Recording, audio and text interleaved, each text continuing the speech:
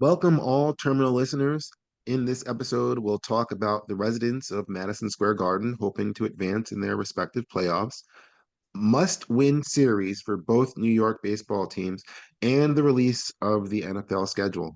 But first, in the words of the bald orange man, commerce.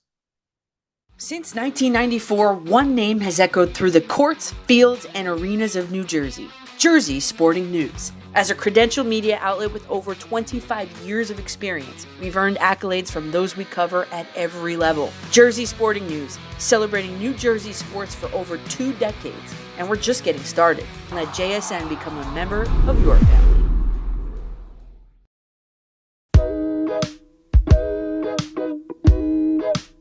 Hi, hello, and welcome again to the Terminal Podcast, where in the end, it's all about the numbers. This is a show about baseball when in season, and with a schedule release for something that's months away. It's not always baseball season. I am your host, and we are broadcasting high above Civic Center Station in downtown Atlanta. And tonight, two THS grads will talk about a big sports weekend in the tri-state area and a schedule release with surprises. Chris, have you ever had a surprise party or an event that invoked shock?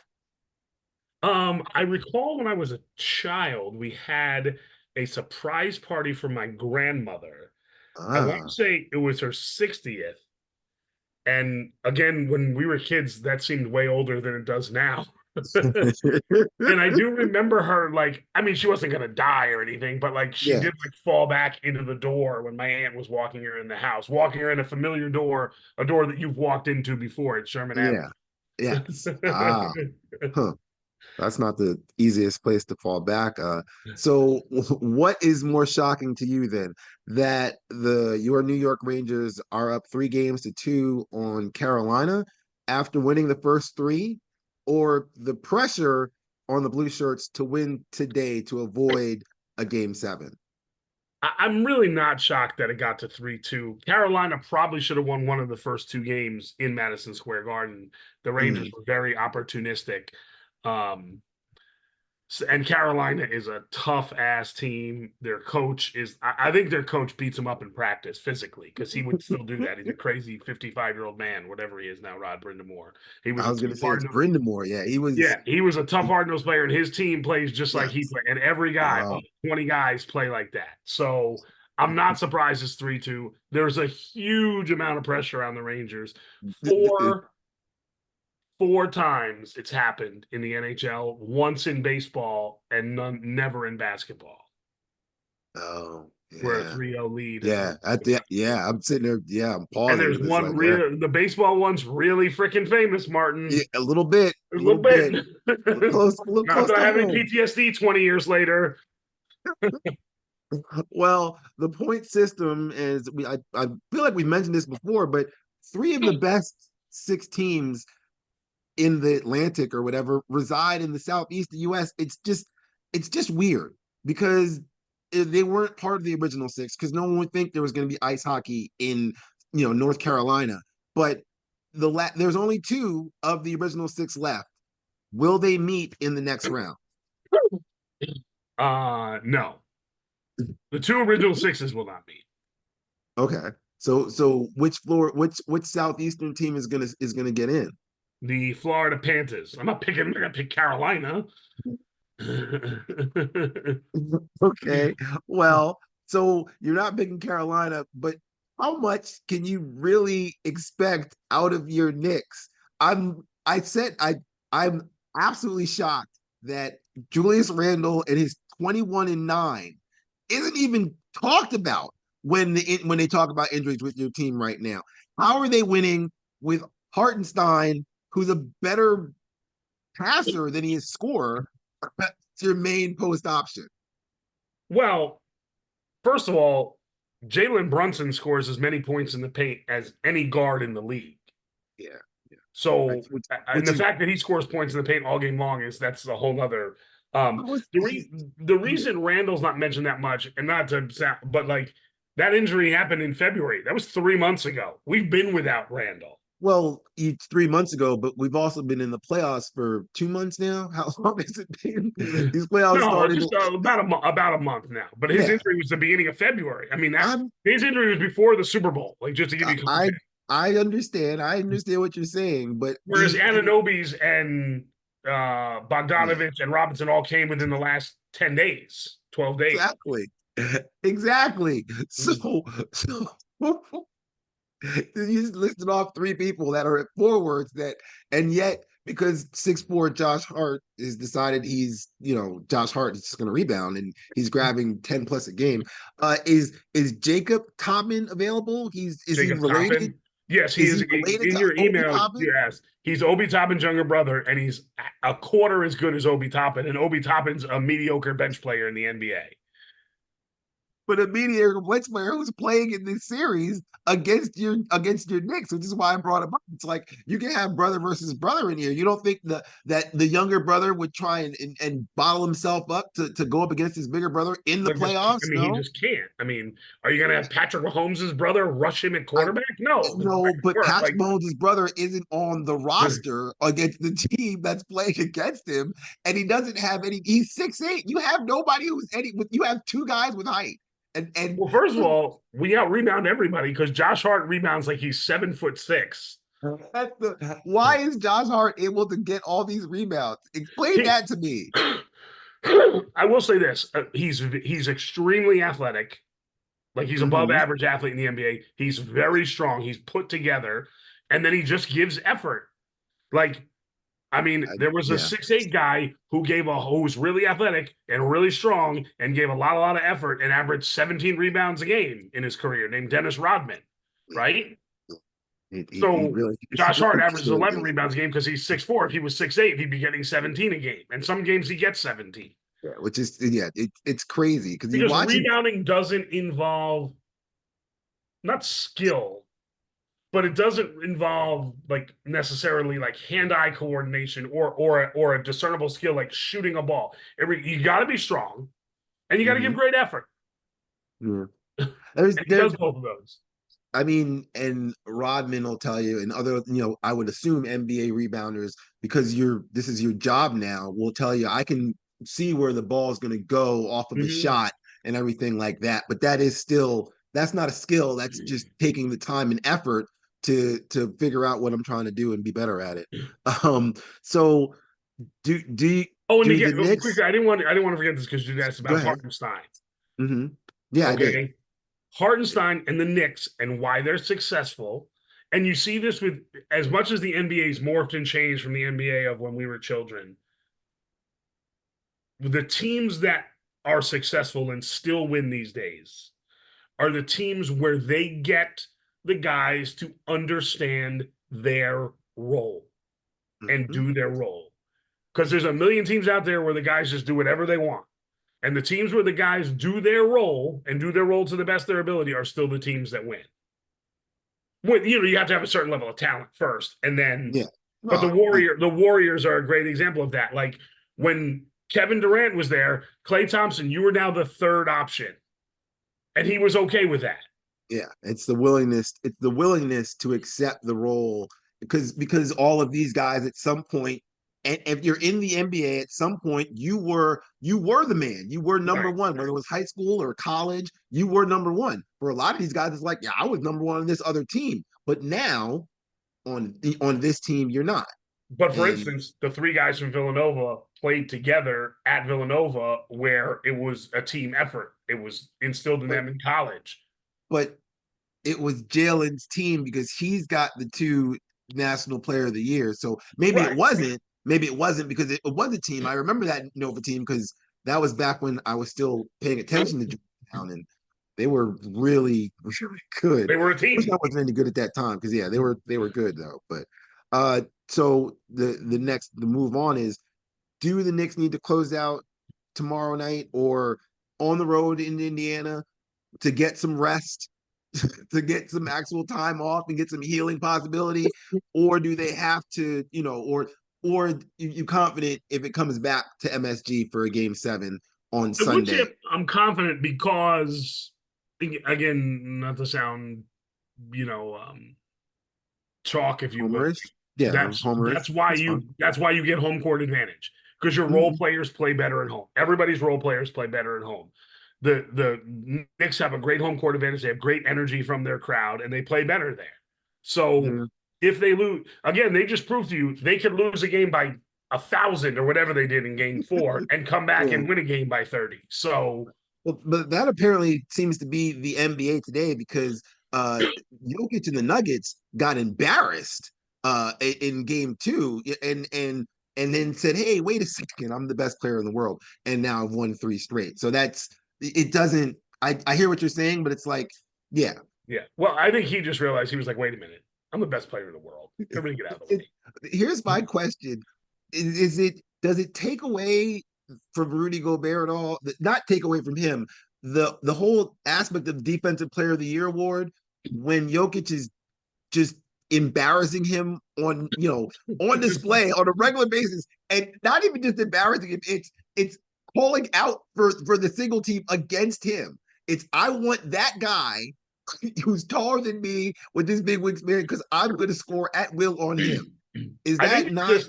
I think he said, Rudy, you got the trophy that's this big. I got the trophy that's this big. Well, it's a whole separate conversation. If it means that for all of his award, it probably should have went to Victor because he got steals. But I'm not going to talk about that. We could talk in depth about the Mets and the Yankees between 2 Mets and Yankees fans, but we're going to lose. The Mets are going to lose again, which is fine. They're playing right. I know it, but they've also had the toughest. I'm not saying they've had the toughest schedule. It's legitimately everybody they've played is over 500 still. Like if going back through it and everything like that. Now, as I teased, they're actually going to play against the Marlins, who aren't any good, and you guys are playing against the White Sox, who really aren't any good. So, how vital is a minimum of 4 wins between the two of them? You guys can get 3. We got to get at least 1. But how vital is it for the 2 teams to at least come away with 4 wins? They should come away with 6 in each without having a 3. I don't even know. Are we playing 3 or 4? It's a 3-game series. I thought I know we're a 3-game against the Fish. I believe. I mean we got to win 2. The Yankees got to win 2 out of 3. Win the series. That's all. Win the series. We've won 11 and 14 series. Win the series. That's all you got to do. I'll take that. Wins and losses, because for your favorite NFL team won't start for months, and by then we'll be long for anything. Well, I'll belong for anything that isn't a political ad, because that'll come in September and October. Yeah, I was gonna say because it's been sitting on the back of my mind. Like, yeah, the NFL's coming great, but also the ads are coming. It's gonna be a great distraction. Distraction by foosball starts Thursday, September 5, with an AFC rematch of the AFC title game between Patrick Mahomes, who's already mentioned, and Lamar Jackson, who should be mentioned. But bigger news on the whole NFL front are the games scheduled 7 months from now is the big news. There will be 2 games on the day before Boxing Day, December 25th. Kansas City at Pittsburgh, Baltimore at Houston. The bigger part of it is both are on Netflix. So we've huddled up here. We're gonna run a double screen on this inbounds. You pick his defender, and I'm gonna clear an ISO for Chris. The floor is yours. Pablo Torre said it yesterday on Around the Horn. The sports fan, he said, should think of it this way. I was promised in the age of streaming that I would pay less for the stuff I want the most. Mm-hmm. And he ain't wrong. No, that was what was said. This dude for the something. Oh, shoot, I lost his thing. Do I have it here still? No, I have this other guy's article about the one guy's article. Sorry. And basically he said, realistically, the streaming services and the Sunday ticket. Now you say, well, you don't have to have a Sunday ticket. Okay. But wait, I'll get to that in a second. And then he said, well, the streaming services, if your game's streaming, it's still going to be shown on network television in the market. In the local market, yeah. Well, that's great. You're a Giants fan who lives in Atlanta, so for when the Giants play on streaming, okay? Yeah, well, Right. So basically, he said, according to him, and I looked and I read the original article, it's about $644 if you want yeah. to get everything to see all You're your. gonna get every, yeah, yeah, Now, yeah. now I don't think he included, because I went back and read the original article, paying for the cost of internet. Well, it's expected you're gonna have internet. Yeah, but That's that's another. I mean, just if you just have internet, well, I mean, what does oh yeah. just internet run you? $50 to have I, to have enough megabytes per second where you can stream stuff. I get what you're saying. Because I know exactly where this is going or should be. Now, he said frugal fans can potentially get that down to about $260 if you're already a YouTube TV subscriber, because you get a discount on the NFL package. And if Mm. you go month to month for the other services, but certain services you have to go month to month all the way into January because there's going to be playoff games on it. And let's be honest, nobody goes month to month because you forget and then it renews automatically, right? We Mhm. all have that with subscription services that happens. It So if happens you're to me with the smart, you newspaper. buy the whole year and go out from there, as opposed to going month to month, so it doesn't surprise you and usually get the better deal on the longer term thing. But Right. continue. But it's still $644. Okay. Mhm. Now, let's address the primetime game thing. And I know you're going to say, oh, there's always been primetime games. There's always been Sunday night and Thursday night and Monday night. But for instance, the Jets, first of all, the guy for the NFL said, yes, it's an awful lot of primetime games early in the season, but obviously I feel like the Jets kind of owe us one. I can't believe this yo-yo went on TV and said that and hasn't had more backlash. He went on, didn't get up this morning with Greenberg and He's ESPN. right. He's right though. Well, first of all, the Jets don't owe you anything. Their guy got hurt. Okay. Their guy got Yes. hurt in your violent sport where guys get hurt every second of the day. Okay. And let's not pretend like you care about player safety, because Mina Kimes also made a great point. When you travel, traveling helps. When you travel, not helps, but it does reduce your health when you travel. And the longer you travel, the more you can have, I don't mean health issues, but you've now got games in Brazil, London, Munich. You have more teams going international. Okay, now I know it's coming off a bye week usually, but still, if you're sick, if you're injured, right? Inflammation, like if you have inflamed injuries, okay, so let's not pretend like player safety. Not that they don't always say that, but let's not pretend like player safety means anything. But again, No. now I'm going to quote Helen Lovejoy. Whoops, someone please think of the children. And you know I don't like children. But again, the Jets are playing at 8:20, 8:15, 8:20, 8:20, 8:15, 8:20, or it would be the other 8:20 Sunday. But 1, 2, 3, 4, 5 games before Halloween at night. What if you're a season ticket holder? 3 of those games are home games.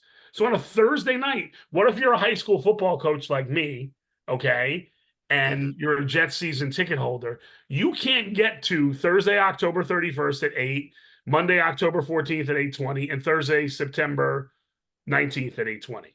By the time you get done with practice and get to MetLife Stadium. So now I'm a season ticket holder. I got 3 games that I can't get to because of my job. Right? Yeah. The NFL, part of what made the NFL great, and it's still great. People are still going to watch. I'm not saying, and I'm not trying to be like, I'm not going to watch. I'm still going to watch. But it was Sunday. What do people do on Sundays, Martin? Rest. They Rest. sit home. Maybe they go talk to their Sky person, okay, in the morning. Yeah. But now also you got games at 9:00. What are the? I mean, I go to church often with my girlfriend. Okay, if the Giants got 9:00 game, I got 10:30 mass. We're going to 10:30 mass. Like, and again, not that you can't record it, whatever. But it's just becoming. They're pushing the limits. They really are. To see how much can we get away with. You say get away with, but I'm not, maybe not get away with. That could be a bad. It's more like lean into what this country is, which is a capitalist society. We're trying to make as much money as possible. You were talking about how there are all these games. Well, the Sunday night game was created for ESPN because ESPN said, hey, we want a game. And they created that game, and it used to be crap. That used to be the last place team versus the last place team in your division. Those were that was specifically built for Sunday night. Yeah. And then it was like recently that Sunday night became suddenly the game, and Monday night became the game when that was Right. previously the big game, and all that was the third network asking for a piece of the pie, which was all the games were on Sunday because it was Sunday afternoon on CBS and Sunday, Sunday CBS and NBC, I believe, have had it for forever, and ABC got Monday Night Football because they said, "Hey, we want some." And so it was years ago, well before we were, Well, even when running Monday Night around Football that came out, right, it happened. was long before Sunday Night Football when they did Monday Night Football. But again, it was a one-off. You had that window from 1 to 7 on Sundays where Mm-hmm. 98% of the games were Yeah, played. Now that's I'm not not true. disagreeing with you. Don LaGreca on ESPN Radio made a good point. He said that's the window that's going to suffer is the 1 o'clock Sunday window when normally you would have a Yeah, bunch of really great games on. That gets yeah. pared down now, and you're going to have like 4 terrible games on at 1 o'clock on Sunday. And because the NFL is banking that you're not watching those games, you're watching on the red zone. And while it might not be, it's going to be 4 crappy games. It's going to be 4 games, but you're flashing your eyes to 4 different schemes to see what's going to happen. Well, they're on third down. Let me look over here. Oh, what's Right? No, going no. on I down mean, there? And I get it that's all, but it's just again now there's games they're putting games up against the NBA on Christmas Day. And listen, the NFL is going to win these. I get it. But well, putting games up against the college playoff on Saturday in December, they still have the flex games, right? Where at the end of the season, again, if I'm a season ticket holder, I got to wait and see when my team's going to play. Like, that sucks if you have tickets. Like, you can't get, like, people have play. Like, I don't know about you, but you have, I'm not shouting out your business, but you have an ex wife and you have a couple of children. And, like, mm, you and your ex-wife and your children are planning out your schedule months in advance, right? Of everything the kids do and what you do, yeah, right? yeah. Well, you can't go, oh, well, I might have to go to a game this day because I paid a PSL for $1 billion fucking dollars that you made me, and now I gotta tell my wife, hey, you gotta hold off on that weekend in January because I don't know when my fucking football team's gonna play. Like, I don't know. It's just now there's games Saturday, Sunday, Sunday Monday, night, Monday night, now Wednesday night. Thursday. I know that's the day after your birthday and the day before. Oh, you're going through the Christmas holiday season. Yeah. I was gonna Wednesday say just you're playing on Friday. They're playing the Black Friday game again this year. So I see you're saying the legitimately, days of the week. Tuesday is the only day that there's not an NFL game scheduled. Yet. Yeah, well, and someone was making that point that within 3 or 4 years, you're going to have regular season games every day of the week. And the schedule is going to be like a whole rotating, but you'll play on a Monday this week and a Tuesday next week, and then it'll be your bye week, and you'll be back on Sunday, and then you'll be Thursday, and then, I agree with you 100%. And unfortunately, I look at it as this is the capitalist society looking at what uh European soccer has done to make their money because they play Saturday, Sunday, and they've got a Monday night, and they are off on international, because they're playing other football teams because the right. NFL doesn't have any other football teams, but they're playing other football teams on Wednesdays because that's when the Champions League is. I mean, like so yes. And those teams also do travel around and go play. Like Manchester United will come over here and Yeah, play no, I against. get, I So get it. I get it. it, It doesn't make it right. no, It doesn't make it that I have to like it. Again, I'm still going to watch. I'm not one of these people. I'm always going to watch sports. Okay, they've done everything to ruin it, and I don't stop watching it. So, but I can still complain about it. I mean, it's America. You talk about America. Talk about America complaining. It's what we do best. and we'll close on that note. We started with surprise parties and shock, and I'm shocked that while the original six have the most combined Stanley Cups, there were actually 10 teams in the league a century ago. But many American teams suspended operations in 1952. Sorry, the Kaiser stole the word 20, not 40. I apologize for that mistake. But battles between the Allies and the Axis left the NHL with what is now known as the original six. This began the league's longest static period without expansion, team moves, or contraction in NHL history. How long was it? From when? From what year? I'm not giving you the years. Oh, I from just when the told NHL you. I started? told you many American teams suspended operations in 1952. And at that point, that was in because the It was battle of 25 years. all right, 25 years. The trivia answer will be in the description for the next episode. I'd like to thank our potential promotional partner, Jersey Sporting News. I'd also like to thank Chris for stopping by and wish him and everyone listening safe travels from the terminal. Good night.